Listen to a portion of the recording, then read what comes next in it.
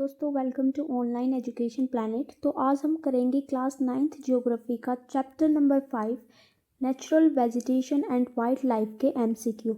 ये जो एमसीक्यू रहेंगे वो एनसीईआरटी बेस रहेंगे, प्लस में प्रीवियस ईयर क्वेश्चन रहेंगे जो कि एचटेट, डीएसएसपी, केवीएस, एनवीएस अलग अलग टीचिंग एग्जाम में पूछे जा चुके हैं। ठीक है, ये क्लास आपके लिए बहुत ही हेल्पफुल रहेगी जो बच्चे टीजीटी सोशल साइंस की तैयारी कर रहे हैं उनके लिए। ठीक है, तो इससे पहले मैंने 4 क्लासेस ले लिया जिसका लिंक आपको डिस्क्रिप्शन बॉक्स में मिल जाएगा। ये सीरीज़ हमने चैप्टर वाइज एमसीक्यू स्टार्ट की है। ये हम क्लास 9 से लेकर क्लास 12 तक जो है कंप्लीट करेंगे। तो फर्स्ट क्वेश्चन के साथ स्टार्ट करते हैं। फर्स्ट क्वेश्चन है हमारा, what does virgin vegetation refer to? Virgin वनस्पति का क्या अर्थ है? फर्स्ट ऑप्शन है कल्टिवेटेड क्रॉप्स, खेती की गई फसलें, plants grown in nurseries, nursery में उगाए गए पौधे, या फिर naturally grow vegetation untouched by human, प्राकृतिक रूप से उगी वनस्पति जो मानव द्वारा छेड़ी नहीं गई हो, या फिर खरपतवार या झाड़ियाँ यानी वीड्स एंड श्रब। देखो, ये जो हमारी वर्जन वेजिटेशन होती है ये वो वेजिटेशन होती है जो अपने आप उग जाती है, इसमें ह्यूमन का कोई भी इन्वॉल्वमेंट नहीं रहता है, यानी ये जो मानव टच से बहुत दूर रहती है। तो हमारा जो आंसर हो जाएगा वो क्या हो जाएगा? ऑप्शन नंबर सी, प्राकृतिक रूप से उगी वनस्पति जो मानव द्वारा छेड़ी नहीं गई हो। ठीक है, तो ये हमारा हो जाएगा ऑप्शन नंबर 3। और जो ये हमारा वर्जन वेजिटेशन है इसको एक नाम से और जानते हैं, इसे हम बोलते हैं नेचुरल वेजिटेशन। ठीक है, यानी प्राकृतिक वनस्पति, नेचुरल वेजिटेशन, ये भी आपको याद रखना है। नेक्स्ट क्वेश्चन पे चलते हैं। Virgin vegetation is also known as, virgin वनस्पति को किस नाम से जाना जाता है? अभी मैंने आपको बताया था कि वर्जन वेजिटेशन को जो है नेचुरल वेजिटेशन के नाम से जाना जाता है, यानी प्राकृतिक वनस्पति से। अब हम ऑप्शन भी देख लेते हैं। देखो, ये है एंडेमिक वेजिटेशन यानी स्थानिक वनस्पति। सबसे पहले हम समझेंगे कि एंडेमिक स्पीसीज क्या होता है। एंडेमिक स्पीसीज यानी स्थानिक प्रजातियाँ क्या होती है? ये ऐसी प्रजातियाँ होती है जो किसी पर्टिकुलर ज्योग्राफिकल एरिया के अंतर्गत पाई जाती है। पर्टिकुलर ज्योग्राफिकल एरिया के अंतर्गत पाई जाती है, यानी विशेष भूगोलिक क्षेत्र के अंतर्गत पाई जाती है। फॉर एग्जांपल, किसी झील में, किसी फॉरेस्ट पर पाई गई है, या फिर कहीं भी द्वीप पर पाई गई है, यानी वो कहीं और आपको प्राकृतिक रूप से नहीं पाई जाएगी, सिर्फ एक पर्टिकुलर क्षेत्र के अंतर्गत ही वो पाई जाएगी। जैसे फॉर एग्जांपल, जैसे हमारे एशियाटिक लोयन है, ये कहाँ पर पाए जाते हैं? आप सबको पता है, ये गिर फॉरेस्ट गुजरात के अंतर्गत पाए जाते हैं। तो ये यहाँ की क्या हो गई? Endemic species. ठीक है, अगर ये दुनिया में कहीं और पाई जाएगी तो उसके लिए जो है वैसा क्लाइमेट उनको अरेंज करना होगा, वैसी वेजिटेशन उनको प्रोवाइड करनी होगी, तो वो आर्टिफिशियल होता है। ठीक है, लेकिन प्राकृतिक रूप से जो किसी विशेष क्षेत्र के अंतर्गत पाई जाती है उन्हें हम बोलते हैं एंडेमिक स्पीसीज। ठीक है, अब हम देखेंगे नेक्स्ट ऑप्शन है हमारा एक्सोटिक प्लांट्स, यानी बाहरी पौधे क्या होते हैं? देखो, इन्हें हम जो है विदेशी पौधे भी बोलते हैं, यानी ये वो पौधे होते हैं जहाँ के ये मूल निवासी नहीं होते हैं। ठीक है, ये मूल निवासी नहीं होते, इन्हें जो है किसी देश से या फिर कहीं से लाया जाता है और फिर इनको उगाया जाता है। ठीक है, ये मूल निवासी नहीं होते हैं। अब ये जो बाहर से लेकर आते हैं उनको हम बोलते हैं एक्सोटिक प्लांट्स या फिर विदेशी पौधे। ठीक है, तो ये टर्म भी आपको समझ आ। नेक्स्ट हम देखेंगे आर्टिफिशियल वेजिटेशन यानी कृत्रिम वनस्पति। ये जो वनस्पति होती है वो अलग अलग मटेरियल से बनाई जाती है। जैसे क्ले से कोई बना दिया, ठीक है, जैसे मिट्टी से बना दिया, ठीक है, सिल्क से बना दिया, यानी अलग अलग मटेरियल से जो बनाई जाती है उन्हें हम आर्टिफिशियल वेजिटेशन बोलते हैं। तो ये क्वेश्चन आपको क्लियर हो गया होगा। नेक्स्ट पे चलते हैं हम। Which vegetation is found in region with heavy rainfall? भारी वर्षा वाले क्षेत्रों में कौन सी वनस्पति पाई जाती है? तो आइए ऑप्शन देखते हैं। डेजर्ट वेजिटेशन, मरुस्थलीय वनस्पति। देखो, मरुस्थलीय वनस्पति तो वहाँ पर पाई जाएगी जहाँ पर वर्षा क्या होगी? कम होगी, तो ये ऑप्शन भी हमारा नहीं होगा। ट्रॉपिकल एवरग्रीन फॉरेस्ट, हाँ जी, जहाँ पर बहुत ज़्यादा बारिश होती है वहाँ पर हमारे सदाबहार वन जो है पाए जाते हैं। ठीक है, टेम्परेट ग्रासलैंड जो है हमारे हायर एल्टीट्यूड पर पाया जाती है, यानी ऊंचाइयों पर पाई जाती है। ठीक है, ये तो ये भी हमारा नहीं होगा। टुंड्रा वेजिटेशन भी हमारे हायर एल्टीट्यूड पर पाई जाती है, यानी हमारा ऑप्शन हो जाएगा ऑप्शन नंबर बी।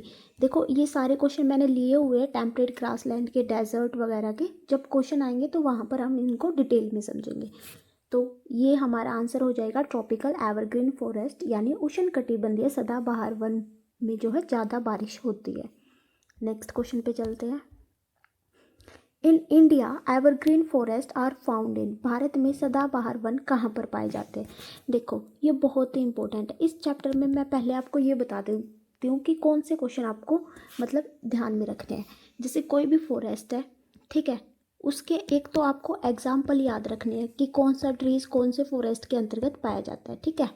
और एक आपको याद रखना है उनका एरिया, कौन से एरिया के अंतर्गत ये पाए जाते हैं। सिर्फ ये दो चीज़ें आपको याद रखनी है, मोस्टली एग्जाम में यही पूछे जाते हैं। बिल्कुल ये तो आप रट लेना दोनों चीज़ें, ठीक है। HTET DSS भी हर टीचिंग एग्ज़ाम में ये रिपीट होते हैं, ठीक है।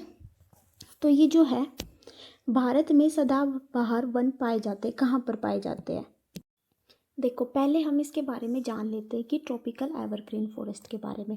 देखो ट्रॉपिकल एवरग्रीन फॉरेस्ट को हम ट्रॉपिकल रेन फॉरेस्ट भी बोलते हैं, यानी उष्णकटिबंध वर्षावन। क्या हो गया, ट्रॉपिकल रेन फॉरेस्ट भी इनको कहा जाता है। जो जो पॉइंट मैं आपको बताऊंगी बिल्कुल याद रखने, इनको जो है ट्रॉपिकल रेन फॉरेस्ट कहा जाता है। और ये मोस्टली इक्वेटर के पास पाए जाते हैं। इक्वेटर के पास ये क्यों पाए जाते हैं, क्योंकि आपको पता है सन की रेज जो है इक्वेटर पर डायरेक्ट पड़ती है, तो यहाँ पर टेम्परेचर ज़्यादा होता है। टेम्परेचर ज़्यादा होगा तो यहाँ पर बारिश ज़्यादा होती है, और बारिश ज़्यादा होगी तो वहाँ पर हमारे सदाबहार वन पाए जाएंगे, ठीक है। तो इतना तो आपको पता ही है कि इक्वेटर के पास पाए जाते हैं ये। और ये इतने घने होते हैं, इतने डेंस होते हैं कि इनके अंदर जो सनलाइट पहुंचना बहुत मुश्किल होता है। जो सनलाइट होती है, जो सूर्य की किरणें होती है, इन फॉरेस्ट के ग्राउंड को टच भी नहीं कर पाती, ठीक है। ये भी आपको याद रखना है। यहाँ पर जो वर्षा है वो 200 सेंटीमीटर तक पाई जाती है, ठीक है। और इसके एग्जाम्पल और देख लेते हैं। इसके एग्जाम्पल कौन कौन से होते हैं। देखो इसके एग्जाम्पल, वैसे मैंने क्वेश्चन ऐड किया तो वहीं देख लेंगे। यहाँ पर क्या क्वेश्चन पूछा था कि एरिया पूछा था, तो मैं एरिया बता देती हूँ कहाँ कहाँ पर पाए जाते हैं। ये पाए जाते हैं वेस्टर्न घाट्स के अंतर्गत, ठीक है, अंडमान एंड निकोबार के अंतर्गत, अंडमान एंड निकोबार के अंतर्गत, ठीक है, और असम और तमिलनाडु के अंतर्गत, असम और तमिलनाडु के अंतर्गत। तो ये आपको याद रखना है, ठीक है। देखो ये एक बार मैं दोबारा रिवाइज करा देती हूँ। जो हमारे tropical forest, tropical evergreen forest है, उन्हें हम ट्रॉपिकल रेन फॉरेस्ट भी कहते हैं, क्योंकि यहाँ पर बहुत ज़्यादा बारिश होती है। और ये एक मोस्टली इक्वेटर के पास पाए जाते हैं। ये बहुत ही गहरे होते हैं और इनके अंदर जो है सनलाइट भी ग्राउंड तक टच नहीं करती। और यहाँ पर 200 सेंटीमीटर तक बारिश होती है। और ये पाए जाते हैं western Ghat, Andaman and Nicobar Iceland, Assam और तमिलनाडु के अंतर्गत। देखो अगर आप इसमें अगर मैप के थ्रू अगर आप ये याद करोगे डायरेक्शन, तो ये आपको सबसे जल्दी याद होगी। बताने से इतना याद नहीं होगा। NCERT में इसका मैप दिया गया, आप एक बार मैप को देख लेना। डेली देखा करो मैप, ठीक है। मैप आप डेली देखा करो, उसके अंतर्गत आप स्टेट्स देखा करो, कौन सी स्टेट्स कहाँ पर है। और जैसे फॉरेस्ट हो गई, रिवर हो गई, ये सारी चीज़ें आप मैप के थ्रू करोगे तो आपको बहुत ही हेल्पफुल रहेगा, ठीक है। तो अभी मैंने बता दिया जो हमारे एवरग्रीन फॉरेस्ट है वो कहाँ पर पाए जाते हैं। रिपीट करना, वेस्टर्न घाट्स के अंतर्गत पाए जाते हैं, ठीक है। अंडमान एंड निकोबार के अंतर्गत पाए जाते हैं, बिल्कुल ठीक है। नेक्स्ट कहाँ पर पाए जाते हैं, असम के अंतर्गत पाए जाते हैं, तमिलनाडु के अंतर्गत पाए जाते हैं। तो ये आपको याद रखना है। तो ऑप्शन देखते हैं। देखो वेस्टर्न स्लोप ऑफ वेस्टर्न घाट, पश्चिमी घाट का पश्चिमी ढलान आपको सबको पता है। ये हमारा हो गया वेस्टर्न घाट, ठीक है। वेस्टर्न घाट के वेस्टर्न स्लोप पर, यानी यहाँ पर पाए जाते हैं, बिल्कुल ठीक है। नेक्स्ट है hilly area of north east state, बिल्कुल ठीक है। देखो नॉर्थ ईस्ट स्टेट में बहुत ज़्यादा बारिश होती है और यहाँ मैंने बताया आपको असम के अंतर्गत पाए जाते हैं, तो ये भी हमारा ठीक हो जाएगा। नेक्स्ट है अंडमान एंड निकोबार में भी पाए जाते हैं, बिल्कुल ठीक है। नेक्स्ट है ईस्टर्न स्लोप ऑफ वेस्टर्न घाट, यहाँ पर नहीं पाए जाते, तो ये हमारा गलत हो जाएगा। ईस्टर्न स्लोप पर नहीं पाए जाते, तो हमारा आंसर हो जाएगा 1, 2 एंड 3, ठीक है। नेक्स्ट क्वेश्चन पे चलते हैं। नेक्स्ट है हमारा विच of the following tree species is commonly found in tropical evergreen forest. निम्नलिखित में से कौन सा वृक्ष प्रजाति उष्णकटिबंधीय सदाबहार वनों में सामान्यतः पाई जाती है? ऑप्शन है हमारे टीक, साल, रोजवुड या फिर पाइन। देखो, जो हमारे ट्रॉपिकल एवरग्रीन फॉरेस्ट है उनमें कौन कौन सी पेड़ पौधे पाए जाते हैं? एक है हमारा एबोनी, फिर हमारा हो जाएगा महागोनी, एबोनी, महागोनी, रोजवुड, रोजवुड, रोजवुड और रबर, और एक हमारा सिनकोना। ठीक है, ये सारे एनसीईआरटी के एग्जाम्पल है और हमें एनसीईआरटी बेस ही करना है। ठीक है, एक बार मेरे साथ रिपीट करना, एबोनी, महागोनी, रोजवुड, रबर और सिनकोना। एबोनी, महागोनी, रोजवुड, रबर और सिनकोना जो है ट्रॉपिकल एवरग्रीन फॉरेस्ट के अंतर्गत पाए जाते हैं। तो हमारा आंसर हो जाएगा ऑप्शन नंबर सी। नेक्स्ट है, tropical deciduous forest are also known as, उष्णकटिबंधीय पर्णपाती वनों को किस नाम से जाना जाता है? देखो, सबसे पहले हम पढ़ेंगे कि ये ट्रॉपिकल डेसिडियस फॉरेस्ट होते क्या है। देखो, जो ये हमारे उष्णकटिबंधीय पर्णपाती वन है यानी डेसिडियस फॉरेस्ट है, इन्हें जो है मॉनसून फॉरेस्ट के नाम से भी जाना जाता है। ठीक है, ये आपको याद रखना है। और ये इंडिया में सबसे ज़्यादा पाए जाते हैं। इंडिया में सबसे ज़्यादा कौन से फॉरेस्ट पाए जाते हैं? Tropical deciduous forest. इनमें जो रेनफॉल होती है वो कितनी होती है? 70 से लेकर 200 सेंटीमीटर तक होती है। देखो, जो हमारे ट्रॉपिकल एवरग्रीन फॉरेस्ट थी उनमें कितनी होती थी? 200 सेंटीमीटर। ठीक है, और यहाँ पर कितनी होती है? 70 से 200 सेंटीमीटर। देखो, यहाँ पर लिखा हुआ है पर्णपाती वन, यानी ये जो अपनी पत्ती है वो गर्मियों में गिरा देते हैं 6 से 8 वीक के बीच में। ठीक है, 6 से 8 हफ्तों के लिए ये जो अपनी पत्ती है इन्हें गिरा देते हैं, इसलिए इन्हें पर्णपाती वन कहा जाता है। क्वेश्चन देखते हैं हम अपना, ट्रॉपिकल डेसिडियस फॉरेस्ट को और किस नाम से जाना जाता है? किस नाम से जाना जाता है? मॉनसून फॉरेस्ट, यानी हमारा आंसर हो जाएगा option number B. Next question पे चलते हैं। Main characteristic of tropical deciduous forest is, उष्णकटिबंधीय पर्णपाती वनों की मुख्य विशेषताएं क्या क्या है? मैंने अभी बताई थी आपको, तो आइए ऑप्शन देखते हैं। Leave fall of during winter, सर्दियों के दौरान पत्तियां झड़ जाती है? नहीं। ट्रीज आर एवरग्रीन, पेड़ सदाबहार रहते हैं। इस पेड़ जो है एवरग्रीन सदाबहार कौन से उसके अंतर्गत रहते हैं? हमने अभी पढ़ा था ट्रॉपिकल एवरग्रीन फॉरेस्ट के अंतर्गत। ठीक है, नेक्स्ट है, trees shed their leave in dry season, पेड़ शुष्क मौसम में पत्तियां गिरा देते हैं। तो हमारा आंसर हो जाएगा ऑप्शन नंबर सी। जो हमारे डेसिडियस फॉरेस्ट है वो जो है शुष्क मौसम के अंतर्गत अपनी पत्तियां गिरा देते हैं। नेक्स्ट क्वेश्चन है, tropical moist deciduous forest found in, उष्णकटिबंधीय नम पर्णपाती वन डैश में पाए जाते हैं। देखो, ये क्या है? मैंने अभी आपको बताया था ट्रॉपिकल डेसिडियस फॉरेस्ट के बारे में। ठीक है, यहाँ पे हम लिख लेते डेसिडियस, खाली डेसिडियस फॉरेस्ट। देखो, इनको 2 भागों में बांटा जाता है। किस आधार पर इन्हें बांटा जाता है? कि पानी की कितनी मात्रा है। ठीक है, तो इनको 2 भागों में बांटा जाता है। एक हमारे होते हैं मॉइस्ट फॉरेस्ट, ठीक है, और एक हमारे होते हैं ड्राई फॉरेस्ट। क्या होते हैं? Dry forest.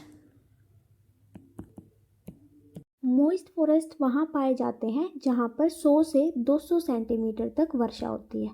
100 से 200 सेंटीमीटर तक वर्षा होती है। मैंने डेसिडियस फॉरेस्ट के बारे में आपको क्या बताया था? मैंने बताया था कि इनमें जो वर्षा होती है वो 70 से 200 सेंटीमीटर के मध्य होती है। ठीक है, लेकिन अब हमने इनको 2 भागों में बांट दिया। देखो, मॉइस्ट फॉरेस्ट यानी नमी वाले जो फॉरेस्ट होते हैं वहाँ पर वर्षा कितनी होगी? 100 से 200 सेंटीमीटर।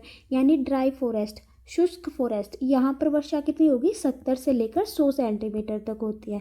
तो अब ये इसके एग्जाम्पल देख लेते हैं। इसके एग्जाम्पल पूछे जाते हैं और ये पूछा जाता है कि कौन से एरिया के अंतर्गत ये पाए जाते हैं। सबसे पहले हम देखेंगे मॉइस्ट फॉरेस्ट के।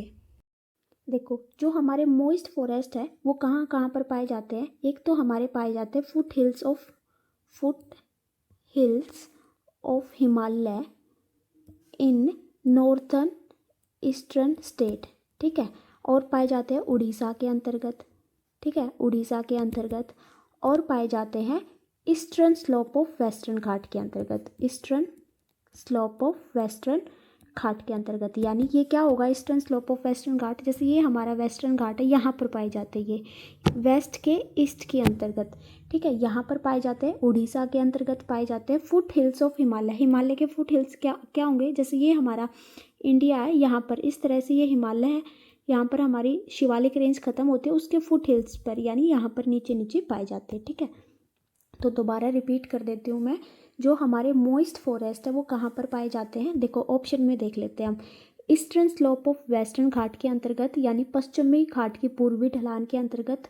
Foot hills of Himalaya in north eastern state, उत्तर पूर्वी राज्य में हिमालय की तलहटी पर पाए जाते हैं और उड़ीसा के अंतर्गत पाए जाते हैं। लेकिन जो ये हमारे ड्राई फॉरेस्ट होते हैं ये कहाँ पर पाए जाते हैं, ये पाए जाते हैं यूपी बिहार के अंतर्गत, यूपी बिहार के अंतर्गत पाए जाते हैं। तो ये आपको याद रखना है। तो इसका आंसर जो है देख लेते हैं, ऑप्शन दिया देखो, इस पे यहाँ पर हमें नोट लगा लो कि कहाँ पर नहीं पाए जाते। तो हमारा आंसर क्या हो जाएगा, ऑप्शन नंबर डी, यानी वेस्टर्न स्लोप ऑफ वेस्टर्न घाट पर नहीं पाए जाते, यानी यहाँ पर ये जो है वेस्ट की तरफ नहीं पाए जाते। यहाँ पर हमारे कौन से पाए जाते हैं, मैंने अभी बताया था, सदाबहार वन, ट्रॉपिकल एवरग्रीन फॉरेस्ट पाए जाते हैं, ठीक है। तो दोबारा मैं आपको रिपीट करा देती हूँ, जो हमारे ट्रॉपिकल डेसिडियस फॉरेस्ट थे उनको पानी के आधार पर दो भागों पर बांटा गया है। कहाँ पर, मॉइस्ट फॉरेस्ट के अंतर्गत और ड्राई फॉरेस्ट के अंतर्गत। मॉइस्ट फॉरेस्ट यानी नमी वाला क्षेत्र के अंतर्गत, और जहाँ पर शुष्क मौसम है उस क्षेत्र के अंतर्गत। एक मिनट गाइस, तो मॉइस्ट फॉरेस्ट के अंतर्गत वर्षा ज़्यादा होगी, 100 से 200 सेंटीमीटर के बीच में होती है, और ड्राई में 70 से 100 सेंटीमीटर के बीच में होती है। जो हमारे ड्राई फॉरेस्ट है वो यूपी बिहार के अंतर्गत पाए जाते हैं मोस्टली, और जो हमारे मॉइस्ट फॉरेस्ट है वो कहाँ पर पाए जाते हैं, वेस्टर्न घाट के ईस्टर्न स्लोप पर, नॉर्थ ईस्ट के फुट हिल्स पर और उड़ीसा के अंतर्गत, ठीक है। तो हमारा आंसर हो जाएगा ऑप्शन नंबर डी, इसमें आप नोट लगा लेना। नेक्स्ट है, कंसीडर द फॉलोइंग स्टेटमेंट, निम्नलिखित कथनों पर विचार कीजिए।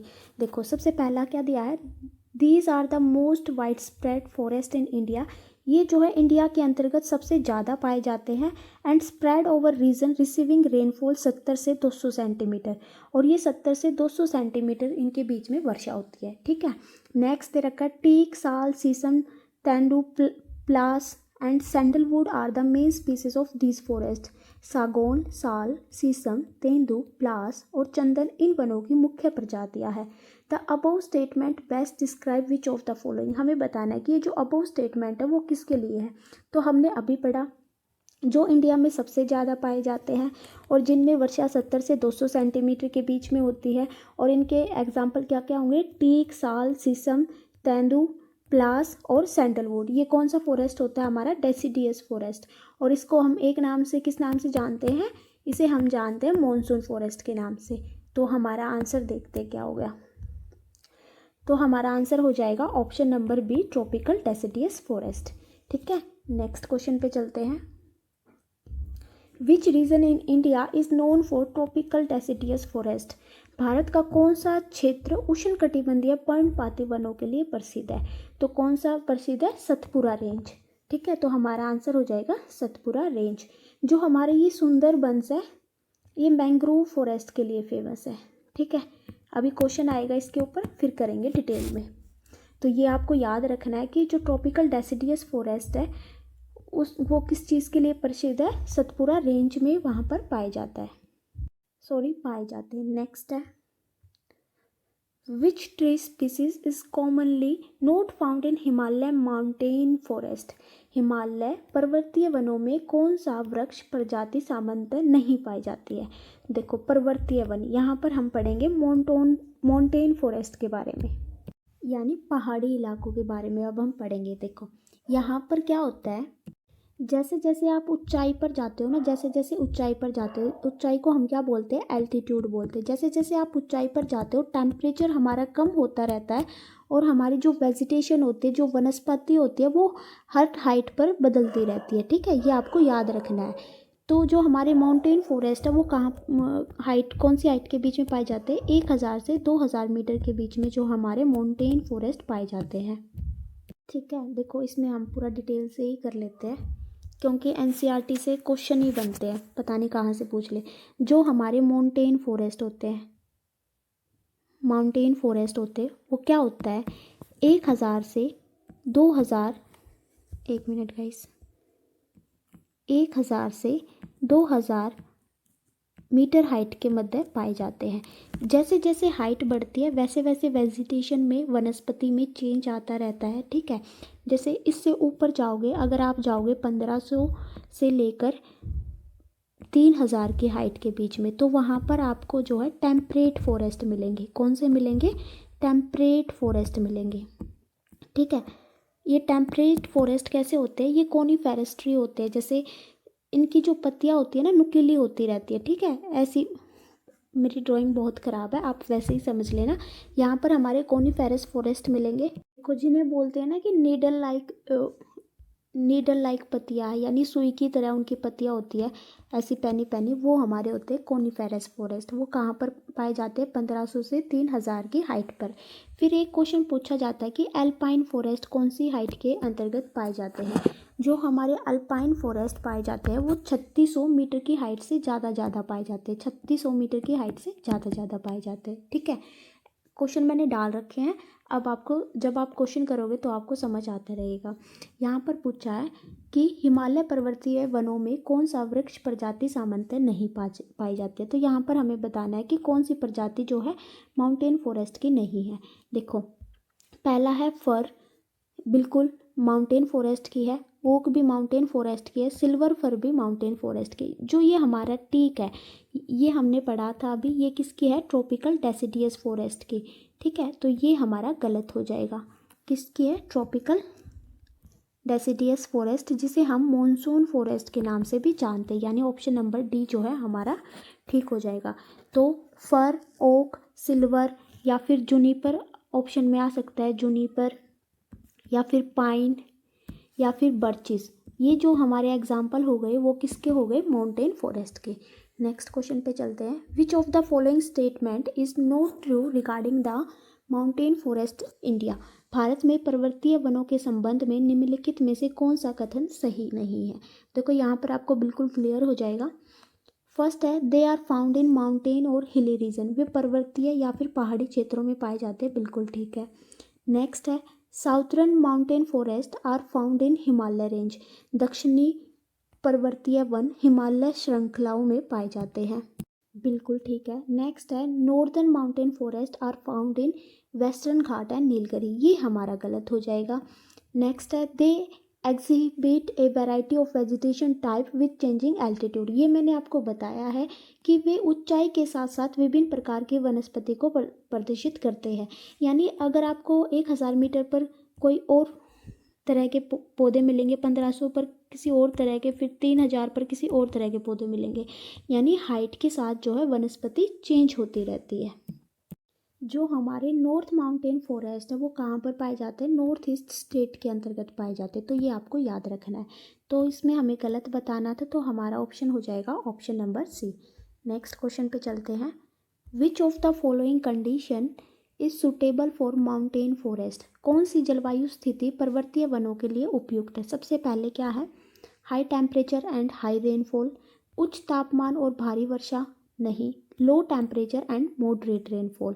मैंने अभी आपको बताया जो हमारे माउंटेन फॉरेस्ट है वहाँ पर क्या हो जाता है, टेम्परेचर कम हो जाता है, और क्या होता है, अलग अलग जो ऊंचाई हमारी जैसे बढ़ती रहती है अलग अलग तरह की वनस्पति पाई जाती है, ठीक है। तो हमारा आंसर क्या हो जाएगा, ऑप्शन नंबर बी, वहाँ पर लो टेम्परेचर होता है और जो वर्षा होती है वो मध्यम होती है, ना तो ज़्यादा तेज होती है ना ही ज़्यादा कम होती है, ठीक है। तो हमारा ऑप्शन नंबर बी जो है ठीक हो जाएगा। नेक्स्ट है, which type of forest is commonly home to the royal Bengal tiger, कौन सा वन प्रकार रॉयल बंगाल टाइगर का सबसे सामान्य निवास स्थान है। तो कौन से हैं, ये हैं हमारे मैंग्रोव फॉरेस्ट, यानी ऑप्शन नंबर फर्स्ट। नेक्स्ट है, identify the vegetation by features given below, निम्नलिखित विशेषताओं द्वारा वनस्पति की पहचान करें। देखो हमें बताना है कि कौन सी वनस्पति की इसके अंतर्गत बात की गई है। This vegetation can survive in saline water, यह वनस्पति खारे पानी में जीवित रह सकती है। तो अभी तक मैंने आपको ये वाली वनस्पति नहीं पढ़ाई है, ठीक है, लेकिन जौन से भी होगी तो उसकी हम विशेषताएं पढ़ लेते हैं।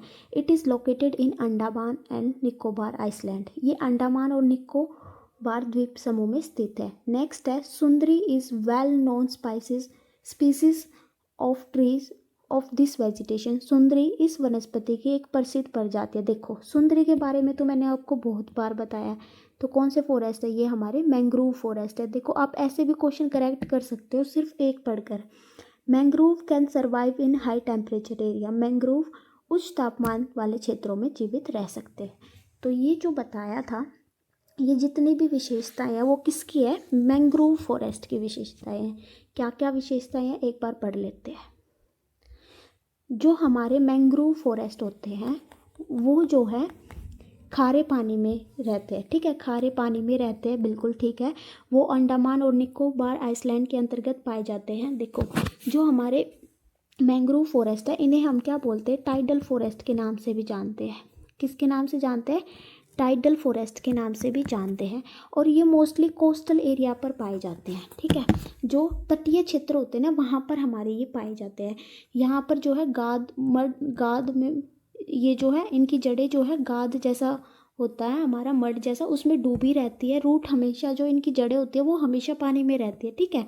और ये मोस्टली जो है अंडमान निकोबार आइसलैंड में पाए जाते हैं और जहाँ पर नदी अपना डेल्टा बनाती है ना वहाँ पर पाए जाते हैं, ठीक है। जितने भी डेल्टा है वहाँ पर पाए जाएंगे। वेस्ट बंगाल, देखो वेस्ट बंगाल में हमारे सुंदरी ट्रीज पाए जाते हैं, ये बहुत ही फेमस है, ठीक है। ये आपको याद रखना है, ये मैंग्रोव फॉरेस्ट का एग्जाम्पल है। और ये सुंदरी ट्रीज वेस्ट बंगाल के अंतर्गत पाए जाते हैं, इसलिए यहाँ पर क्या है, सुंदरबन डेल्टा भी है, ठीक है। ये सुंदरी नाम से ही पड़ा था। और यहीं पर हमारा रॉयल बंगाल टाइगर पाया जाता है। तो इसके अंतर्गत हमने क्या पढ़ा, जो हमारे मैंग्रोव फॉरेस्ट है उन्हें टाइडल फॉरेस्ट भी कहा जाता है और ये मोस्टली डेल्टा के पास पाए जाते हैं और इनकी जड़ें जो हैं हमेशा पानी में डूबी रहती हैं और ये जो वनस्पति है वो खारे पानी में जीवित रहती है। ये मेन पॉइंट है, ये आपको बिल्कुल याद रखना है। तो इसका जो आंसर हो जाएगा वो क्या हो जाएगा हमारा, option number C, mangrove forest. Next question है, what is the predominant vegetation in tropical thorn forest, उष्णकटिबंधीय कांटेदार वनों की प्रमुख वनस्पति क्या है। देखो नाम से ही पता है, थॉर्न फॉरेस्ट यानी कांटेदार वन। कांटेदार वन कहाँ पर होंगे, जहाँ पर बारिश तो बिल्कुल भी नहीं होगी, यानी रेनफॉल तो बिल्कुल ना के बराबर होती है, वहीं पर हमारे कांटेदार वन पाए जाते हैं, ठीक है। और ये गहने मतलब घने भी नहीं होंगे, जैसे यहाँ पर लिखा हुआ है डेंस एंड एवरग्रीन फॉरेस्ट, तो ये भी इस नहीं होगा। नेक्स्ट ऑप्शन देखते हैं, scrub thorny bushes and draught resistant trees, झाड़ियाँ, कांटेदार झाड़ियाँ और सूखा प्रतिरोधी पेड़, तो ये हमारा बिल्कुल ठीक हो जाएगा। जो हमारे कांटेदार वन होते वहाँ पर जो है हमें झाड़ियाँ, कांटेदार झाड़ियाँ और ऐसे पेड़ दिखाई देते हैं, तो हमारा जो आंसर हो जाएगा वो क्या हो जाएगा, ऑप्शन नंबर बी, ठीक है। तो ये ऑप्शन हमारे सारे गलत हो जाएंगे। ये कहाँ पर पाए जाएंगे आप सबको पता है, गुजरात राजस्थान के अंतर्गत मोस्टली पाए जाएंगे, ठीक है। इनकी जो रूट्स होती है, इनकी जो रूट्स होती है वो क्या होती है, लंबी होती है और जो इनकी पत्ती होती है थॉर्न फॉरेस्ट की वो क्या होती है, मोटी होती है। तो ये आपको याद रखना है, ठीक है। नेक्स्ट क्वेश्चन पे चलते हैं, in which part of India are tropical thorn forest mainly found, यहाँ पर हमें बताना है उष्णकटिबंधीय कांटेदार वन मुख्य रूप से कहाँ पाए जाते हैं। Western Ghats, coastal region of Kerala, Kerala के तटीय क्षेत्र, दक्कन पठार और राजस्थान के कुछ हिस्से, या फिर हिमालय रीजन। तो हमारा आंसर क्या हो जाएगा, डेक्कन प्लेटू और कुछ पार्ट राजस्थान का। तो हमारा आंसर हो जाएगा ऑप्शन नंबर सी। नेक्स्ट है, which of the following is a characteristic of tropical thorn forest, यहाँ पर हमें बताना है कि कटिबंधीय कांटेदार वनों की क्या क्या विशेषताएं हैं। देखो, tree remains leafless for most part of the year, वर्ष के अधिकांश भाग में पेड़ पत्ती रहित रहते, बिल्कुल ठीक है। पानी नहीं होगा तो पत्ती कहाँ से आएगी। नेक्स्ट है, tussocky grass grows up to 2 meter in this area, इस क्षेत्र में टुसोकी घास 2 मीटर तक बढ़ती है। तो ये दोनों ही स्टेटमेंट हमारी बिल्कुल ठीक होगी। तो हमारा आंसर क्या हो जाएगा, बोथ ए एंड बी, यानी ऑप्शन नंबर सी। नेक्स्ट है, the climatic condition of thorn forest and scrub are, कांटेदार जंगलों और झाड़ियों की जलवायु परिस्थितियाँ हैं। देखो मैंने इतने MCQ इसलिए ले रखे ताकि आपका हर एक पॉइंट क्लियर हो जाए, ठीक है। तो थॉर्न फॉरेस्ट की हमें विशेषताएं बतानी है। Less than 70 centimetre of rainfall and temperature ranging from 25 to 30 degree Celsius. 70 centimetre से कम वर्षा, 25 से 30 डिग्री सेल्सियस तक का तापमान। देखो अब देख लेते हैं हम यहाँ पर कौन सा ऑप्शन ठीक हो सकता है। देखो कुछ क्वेश्चन हम, हाँ आगे ना 4 ऑप्शन, बिल्कुल। देखो जहाँ पर ज़्यादा वर्षा होगी वहाँ पर तो हमारे थॉर्न फॉरेस्ट हो गए नहीं, तो मोर वाला ऑप्शन तो हमारे वैसे ही कट जाते हैं, सेकंड और फोर्थ। अब देखते हैं जो हमारा टेम्परेचर रहता है वो 25 से 30 डिग्री सेल्सियस इनके बीच में रहता है, तो हमारा जो आंसर हो जाएगा वो क्या हो जाएगा, ऑप्शन नंबर ए। यानी जो हमारे थॉर्न फॉरेस्ट होते हैं, कांटेदार वन होते हैं, उनमें जो वर्षा होती है वो 70 सेंटीमीटर से कम होती है और टेम्परेचर हमेशा 25 से 30 डिग्री सेल्सियस रहता है। नेक्स्ट क्वेश्चन है, which of the following is commonly tree in tropical thorn forest. निम्नलिखित में से कौन सा वृक्ष उष्णकटिबंधीय कांटेदार वनों में सामान्य रूप से पाया जाता है। तो कौन सा है, अकाशिया, प्रोसोपिस, कैक्टस, यूफोर्बिया और बबूल। यानी बबूल, प्रोसोपिस, कैक्टस, यूफोर्बिया और बबूल, ये हमारे जो है कांटेदार वन है। ये आपको सारे याद कर लेना है NCERT के, तो हमारा आंसर हो जाएगा ऑप्शन नंबर ए। नेक्स्ट है पाइन, ओक, सिल्वर फर। देखो पाइन, ओक, सिल्वर फर मैंने किसके बताए थे, माउंटेन फॉरेस्ट के बताए थे। किसके बताए थे, जो हमारे माउंटेन फॉरेस्ट थे, पर्वतीय वन थे। रोजवुड, महागोनी, एबोनी, अगर और रबर। रोजवुड, महागोनी, आबनूस, अगर और रबर, ये मैंने किसके बताए थे, ये हमारे थे ट्रॉपिकल एवरग्रीन फॉरेस्ट के, यानी सदाबहार वन के। नेक्स्ट है टीक, साल, सैंडलवुड, बैम्बू, खैर, मलबरी, सोगान, साल, चंदन, बांस, खेर, सतूत, ये किसके बताए थे, ये मैंने बताए थे आपको डेसिडियस फॉरेस्ट के, यानी पर्णपाती वन के, ठीक है। नेक्स्ट क्वेश्चन है, यहाँ पर हमें मैच द फॉलोइंग करने हैं। देखो इसके बाद है ना हमारा वाइल्ड लाइफ था चैप्टर के अंतर्गत, तो उसके अंतर्गत बहुत सारे नेशनल पार्क थे हमारे और वाइल्ड लाइफ सेंचुरी थी, तो वो मैंने मैच द फॉलोइंग में बना दिए ताकि आपकी एक भी वाइल्ड लाइफ सेंचुरी या नेशनल पार्क ना रहे। पहला है हमारा Rajaji national park. Rajaji national park जो है उत्तराखंड के अंतर्गत है। कहाँ पर है, उत्तराखंड के अंतर्गत, उत्तराखंड के अंतर्गत। संजय गांधी नेशनल पार्क कहाँ पर है हमारा, संजय गांधी नेशनल पार्क जो है हमारा महाराष्ट्र के अंतर्गत है, ठीक है।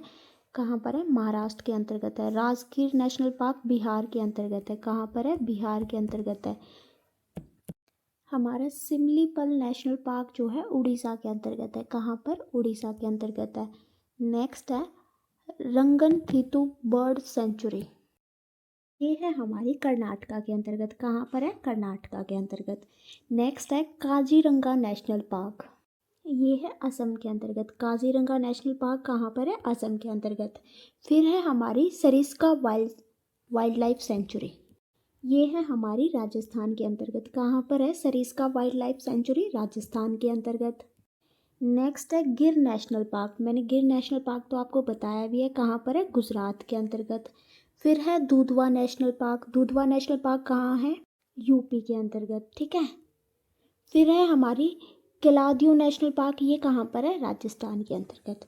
तो आइए देखते हैं हम अपने नेशनल पार्क। देखो यहाँ पर मैच द फॉलोइंग करने में ना थोड़ी सी दिक्कत आएगी, शायद फिर आपको दिखाई ना दे, इसलिए मैं आपको दोबारा रिपीट करा देती हूँ, ठीक है। देखो सबसे पहला है हमारा Rajaji national park. Rajaji national park है उत्तराखंड के अंतर्गत, ठीक है। इसको आप ऐसे याद कर सकते हो, जैसे उत्तराखंड में क्या आता है, KHND आता है। एक मिनट पूरा लिख लेते हैं, उत्तराखंड के अंतर्गत। देखो उत्तराखंड, जैसे खांड होती है खाने की, उसे हम मतलब राजी यानी खुश होकर खाते हैं, तो राजाजी नेशनल पार्क हमारा कहाँ पर हो गया, उत्तराखंड के अंतर्गत। फिर है हमारा Sanjay Gandhi national park. Sanjay Gandhi national park है हमारा महाराष्ट्र के अंतर्गत। तो ये कैसे याद करोगे, जैसे गांधी जी बहुत ही महान व्यक्ति थे, महान थे, महान से क्या हो जाएगा, महाराष्ट्र। संजय गांधी नेशनल पार्क कहाँ पर हो गया, महाराष्ट्र के अंतर्गत। फिर है हमारा Rajgir national park. Rajgir national park कहाँ पर है, बिहार के अंतर्गत। कहाँ पर है, बिहार के अंतर्गत। इसे कैसे याद करोगे, जैसे बिहार में क्या आता है, हार आता है, हार जाते तो हम क्या होता है, गिर जाते, यानी हार जाते हैं तो क्या होता है, राज हमारा गिर जाता है। ठीक है, तो इस तरह से आप याद कर सकते हो। ये ट्रिक मैंने खुद बनाई थी जब मैंने याद किए थे। ठीक है, तो राजगीर नेशनल पार्क कहाँ पर हो गया, बिहार के अंतर्गत। जब भी आप हार जाते हो तो अपने राज से गिर जाते हो। ठीक है, राजगीर नेशनल पार्क बिहार के अंतर्गत। नेक्स्ट हमारा सिमलीपाल नेशनल पार्क। जो हमारा सिमलीपाल नेशनल पार्क है वो कहाँ पर है, उड़ीसा के अंतर्गत। कहाँ पर है, उड़ीसा। सिमलीपाल नेशनल पार्क है उड़ीसा के अंतर्गत। तो ये आप अपना खुद याद कर लेना, इसकी कोई ट्रिक नहीं है। नेक्स्ट है रंगनथीतु नेशनल पार्क है हमारा कर्नाटक के अंतर्गत। कहाँ पर है, कर्नाटक के अंतर्गत। जैसे अब मैं रिपीट कर रही हूँ तो आप भी मन में रिपीट करना। बिल्कुल पता है, क्लास लेते वक्त है ना, एक तो आप बिल्कुल भी बोरियत से मत देखना कोई भी क्लास। ठीक है, बिल्कुल फुल एनर्जी के साथ देखा करो क्लास, ताकि जो चीज़ पढ़ो भाई वो अच्छे से पढ़ो। इस तरह से आपको पढ़ाई करनी है। एक बार पढ़ना है, एक बार जॉब लेनी है, फिर हमें ये फ़ोन वगैरह यही सब चलाना है। ठीक है, तो नेक्स्ट देखते हैं। फिर है हमारा Kaziranga national park. Kaziranga national park क्या होता है, कहाँ पर है, असम के अंतर्गत। नेक्स्ट है सरिस्का वाइल्ड लाइफ सेंचुरी। कहाँ पर है, राजस्थान के अंतर्गत। सरिस्का कहाँ पर है, राजस्थान के अंतर्गत। नेक्स्ट देखते हैं। नेक्स्ट है गिर नेशनल पार्क। कहाँ पर है, गुजरात के अंतर्गत है। ठीक है, दूधवा नेशनल पार्क हमारा कहाँ पर है, यूपी के अंतर्गत है। ठीक है, फिर है हमारा केलदियो नेशनल पार्क। कहाँ पर है, राजस्थान के अंतर्गत है। तो ये आपको याद कर लेने हैं बिल्कुल, क्योंकि पूछे जाते हैं। ठीक है, एक बार और रिवाइज कर लेते हैं। राजाजी नेशनल पार्क है उत्तराखंड के अंतर्गत। संजय गांधी नेशनल पार्क है महाराष्ट्र के अंतर्गत। राजगीर नेशनल पार्क है बिहार के अंतर्गत। सिमलीपाल नेशनल पार्क है उड़ीसा के अंतर्गत। रंगनथीतु नेशनल पार्क है कर्नाटक के अंतर्गत। काजीरंगा नेशनल पार्क है असम के अंतर्गत। सरिस्का वाइल्ड लाइफ सेंचुरी है राजस्थान के अंतर्गत। गिर नेशनल पार्क है गुजरात के अंतर्गत। दुधवा नेशनल पार्क है यूपी के अंतर्गत। केलदियो नेशनल पार्क है राजस्थान के अंतर्गत। नेक्स्ट पे चलते हैं। नेक्स्ट भी हमें मैच द फॉलोइंग करने हैं। सबसे पहला है सुंदरबन। सुंदरबन आपको याद भी हो गया होगा, कहाँ पर है सुंदरबन, वेस्ट बंगाल के अंतर्गत। ठीक है, नेक्स्ट है Gulf of Mannar. Gulf of Mannar है हमारा तमिलनाडु के अंतर्गत। ठीक है, नीलगिरी। नीलगिरी कहाँ पर है, साउथ के अंतर्गत है। नंदा देवी कहाँ पर है, उत्तराखंड के अंतर्गत है। नोकरेक कहाँ पर है, मेघालय के अंतर्गत है। कहाँ पर है, मेघालय के अंतर्गत है। ठीक है, ग्रेट निकोबार कहाँ है, अंडमान एंड निकोबार के अंतर्गत। ठीक है, नेक्स्ट है मानस। एक मिनट गाइस, मानस कहाँ पर है, असम के अंतर्गत है। कहाँ पर है, असम के अंतर्गत है। ठीक है, फिर पचमहारी कहाँ पर है, मध्य प्रदेश के अंतर्गत। कहाँ पर है, मध्य प्रदेश के अंतर्गत। नेक्स्ट क्या है हमारा, प्रदेश की स्पेलिंग गलत हो गई। बच्चे कमेंट करेंगे मैडम आपको तो प्रदेश की स्पेलिंग ही नहीं आती। नेक्स्ट है अगस्ता मलाई। अगस्ता मलाई कहाँ पर, केरला के अंतर्गत। ठीक है, एक बार हम दोबारा से रिवाइज कर लेते हैं। सबसे पहला है सुंदरबन। सुंदरबन है वेस्ट बंगाल के अंतर्गत। फिर है गुल्फ ऑफ मन्नार, कहाँ पर है, तमिलनाडु के अंतर्गत। फिर है नीलगिरी। नीलगिरी कहाँ पर है, साउथ के अंतर्गत। नंदा देवी है उत्तराखंड के अंतर्गत। नोकरेक हमारा कहाँ पर है, मेघालय के अंतर्गत। ग्रेट निकोबार कहाँ है, अंडमान एंड निकोबार के अंतर्गत। मानस कहाँ पर है, असम के अंतर्गत। पचमढ़ी कहाँ पर है, मध्य प्रदेश के अंतर्गत। और अगस्त्यामलाई कहाँ पर है, केरला के अंतर्गत। तो ये आप याद कर लेना। नेक्स्ट है how many biosphere reserve are there in India as of now. देखो एनसीईआरटी के अंतर्गत जो है 18 बायोस्फीयर रिजर्व है। देखो यहाँ पर हमारे एमसीक्यू ख़त्म होते हैं, लेकिन इस चैप्टर में कुछ मेडिकल प्लांट्स दिए गए थे, उनके एमसीक्यू मैं नहीं करा पाई हूँ, लेकिन मैं आपको बता देती हूँ कौन कौन से मेडिकल प्लांट्स थे हमें। देखो सबसे पहला था सर्पगंधा प्लांट। कौन सा था, सर्पगंधा प्लांट। ये जो, एक मिनट गाइस, सर्पगंधा प्लांट, ये जो पौधा था ये किस लिए यूज़ किया जाता था, ब्लड प्रेशर के लिए यूज़ किया जाता है। किस चीज़ के लिए, ब्लड प्रेशर के लिए यूज़ किया जाता है। ब्लड प्रेशर को ठीक करने के लिए इसका यूज़ किया जाता है। एक मिनट गाइस, पूरा लिख देती हूँ मैं। ब्लड प्रेशर को ठीक करने के लिए यूज़ किया जाता है। ठीक है, ये सिर्फ इंडिया के अंतर्गत पाया जाता है, ये आपको याद रखना है। सिर्फ इंडिया के अंतर्गत जो है सर्पगंधा पाया जाता है और कहीं पर ये नहीं पाया जाता है। ठीक है, नेक्स्ट था हमारा जामुन। क्या था? जामुन। जो जामुन प्लांट था उससे जो है एक तो सिरका बनाया जाता था, सिरका बनाया जाता था जिसे इंग्लिश में विनेगर बोलते हैं। क्या बोलते हैं? एक मिनट, क्या बोलते हैं? विनेगर। ठीक है, जो किस चीज़ के लिए यूज़ होता था? ये डाइजेस्टिव, जो भी हमारा पाचन से रिलेटेड जो भी चीज़ें थी उनके लिए ये अच्छा रहता है।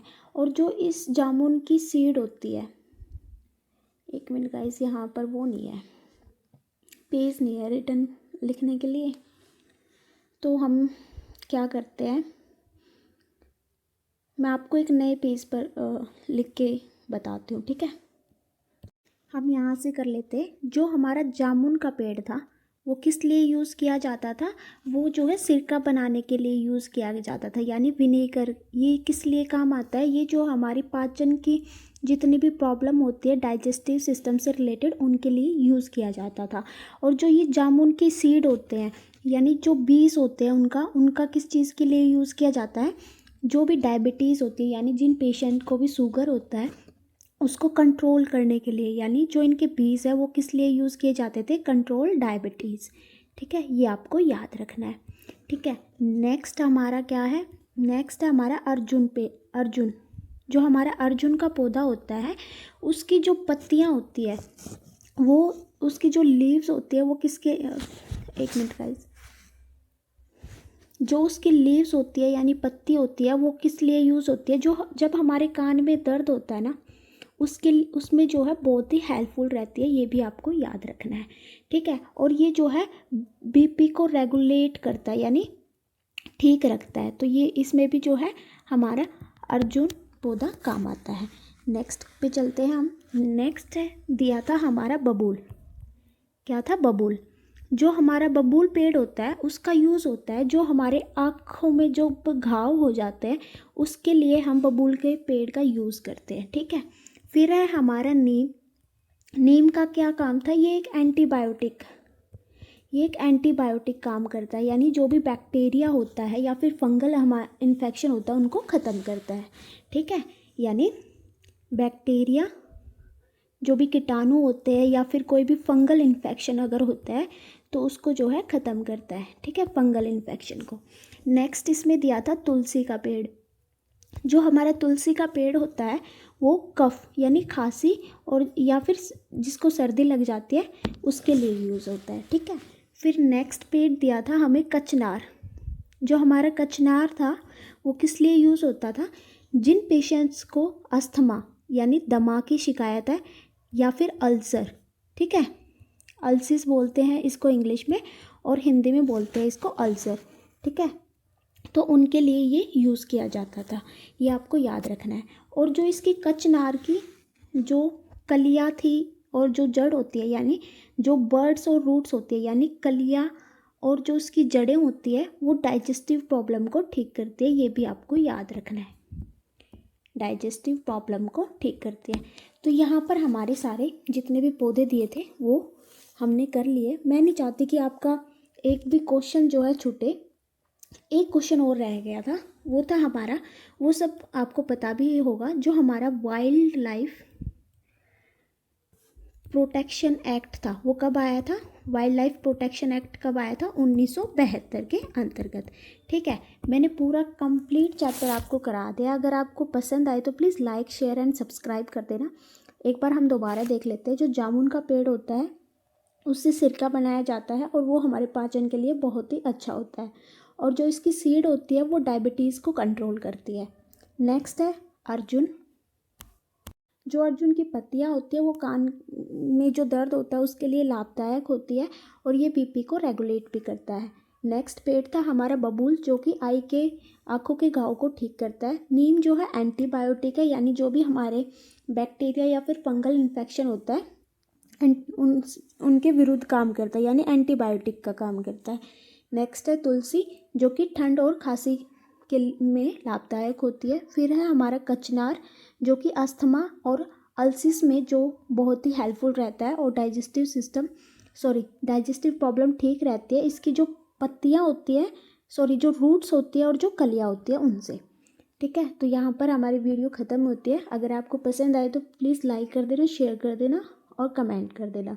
Thank you so much guys, thank you. Smile के साथ।